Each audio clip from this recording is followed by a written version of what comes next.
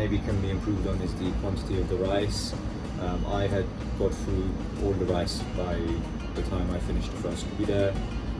By the time I got into the second Koobideh, I was using the bread. But the Koobideh itself was very, very good. I like that it was very thick.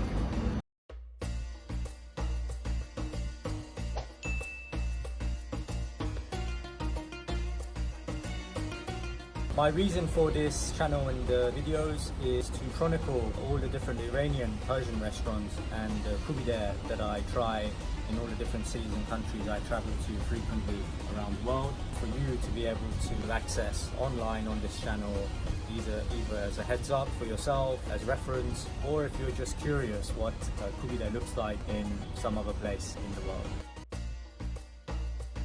Today I am in Dubai.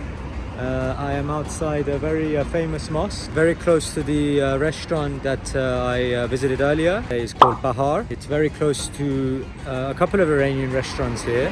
There's the special kebab, which I visited before.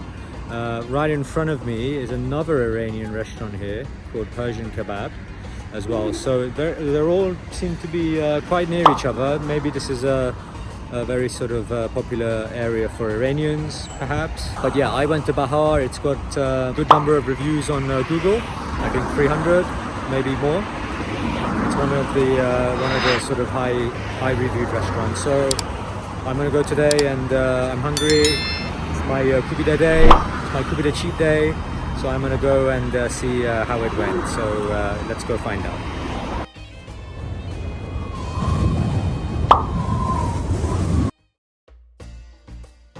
Okay, I'm back on my balcony. برگشتیم خونه. رو balcony نشستیم after the dinner at Bahar, and I'm going to give my quick thoughts. So the first thing I'll start off with is the location. There's quite a few Iranian restaurants in that area, so it looks like a popular place for Iranians to live. So if you're living in that area, if you're an Iranian who lives there or is staying there, then I guess it's very convenient.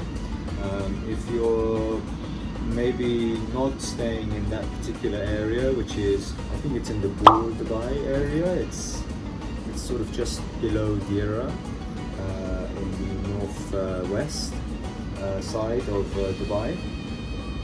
So if you're staying in more sort of popular areas like here in the marina where I am, or down in the downtown, it's a little bit more tricky to get to. I've visited another restaurant or two there in the past in that area, and I've always said it's quite inconvenient to get to. I'm going to go with no stars for the location.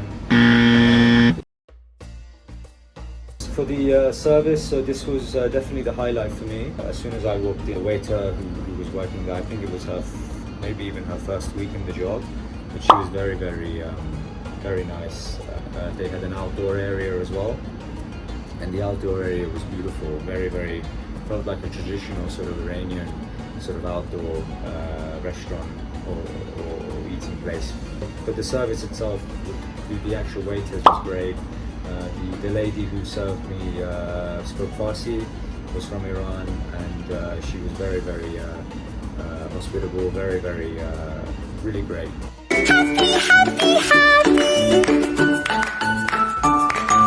And then just throughout the rest of the meal was there to look after me. At the end, brought some complimentary tea as well.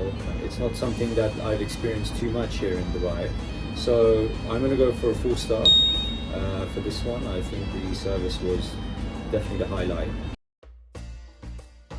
For the price, the Koobideh costs 55 dirham, which is this time. As of today, it's about 11-12 pounds. This is pretty standard price for Koobideh here. Koobideh in other cities is sort of the average price you'll pay in most restaurants in most places in Dubai or in the world. On top of that, they gave starters as well, and then at the end they gave a complimentary tea, although it was just one little glass, and some shikar, some sugar. But yeah, I mean, it wasn't like crazy expensive. It wasn't over the top price. It also wasn't below the average price. So usually when it's around that sort of price point, I go for half a star because it's average, it's good, it's not great, not also too expensive as well. So we talk about the quantity next, the portion size, and this is the point that I am a little bit conflicted about. The starters, there was a good amount of bread, there was some good amount of mint and cheese, which is quite standard here in Dubai. They give those starters a lot. For the Koobideh itself, it was quite fat and thick, which is great. It wasn't too short either. It wasn't long, but it was sort of average sort of length, but it was really thick. So that's positive. That's great. And if it was based on the Koobideh, I would give it a 4 star. And at the end there was the tea. But why? The thing that maybe can be improved on is the quantity of the rice. I had got through all the rice by the time I finished the first Koobideh. By the time I got into the second Koobideh, I was using the bread. Yeah, I mean, the bread is there to be eaten with the Koobideh or with the starters, but you know, I do want more. You know, I want to eat it with rice as well, and I think the rice portions could be improved a little bit. But the Koobideh itself was very good. I like that it was very thick, and I'm going to go with half a star. I think the Koobideh was good size. I left the restaurant full, so I think this is a good thing. So I'll go for a 4 star for the quantity, but please more rice next time. The last one is the quality. I thought the Koobideh was good. I didn't think it was memorable. It was juicy. It was you know, it had some oil sort of under the Koobideh. The rice itself was really nice as well. I think they really did trying to make a good tasting meal. It was just been barbecued, but I think for me it's not enough. I think the Koobideh has to have some distinct, you know, taste. It has to taste delicious, has to taste memorable, so that when you leave you think, wow, you know, I really remember that taste. Oh my God! Wow! This one, it wasn't terrible. It was a good Koobideh. It was nice and soft and juicy, but it just lacked that sort of kick, that extra sort of taste that makes it a great Koobideh. Everything else was good. The bread, the meat was really good. The paneer was good. The berenj, the rice was really good as well, and the other sort of stuff around it.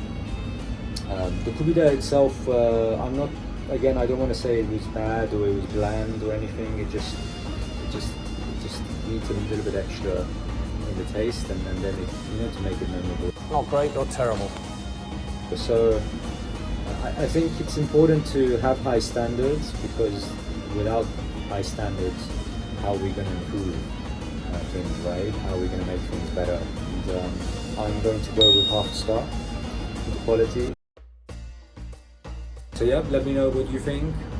شما نظر خودتونم خواهش کنم با همه share بکنید. A great experience. You've had not so good experience. By not so good experience, please be constructive.